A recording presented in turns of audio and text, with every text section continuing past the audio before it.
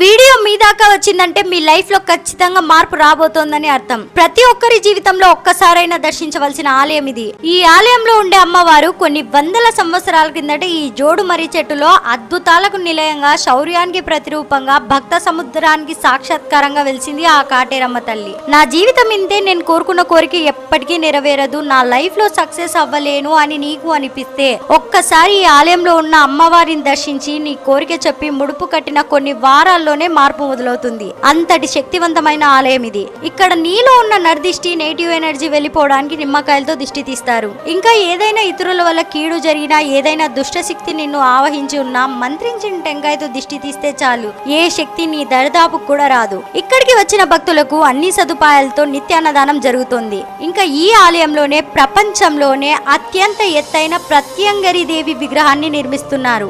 ఈ దేవాలయం బెంగళూరులో, హస్కోటాలో, కంబలిపురం,